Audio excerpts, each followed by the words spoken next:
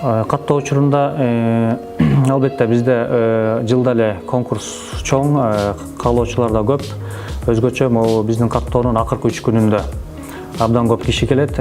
Бул биринчиден абитуриенттердин аттестаттарын алганына байланыштуу болсо, анан гос экзамдерин бүткөнүнө байланыштуу болсо, экинчиден кээ бир абитуриенттерге ошо маалымат жетпей калып атат тилекке каршы.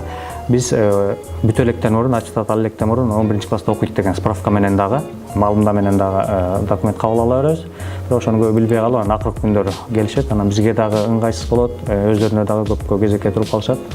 Баягы жумуш абдан кызыйт ошол учурда. Ошол учурда сөзсүз түрдө баягы адамдык сапат, адамдык фактор деп коебуз. Биздин да кызматкерлер чарчайт экен, туура эмес маалымат киргизип алгандар да болот.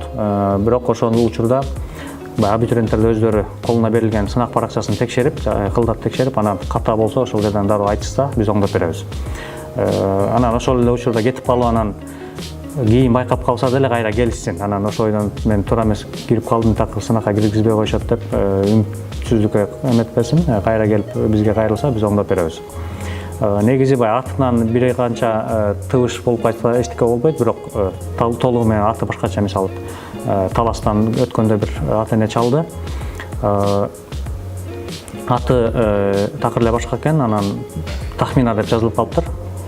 Ошону кандай кылабыз, биз эмне кылабыз дейт. Анан аларда кайра ошо каттоо кимден өтсөңөр ошого келгиле, алмаштырып беришет деп өздөрүнө түшүндүрүп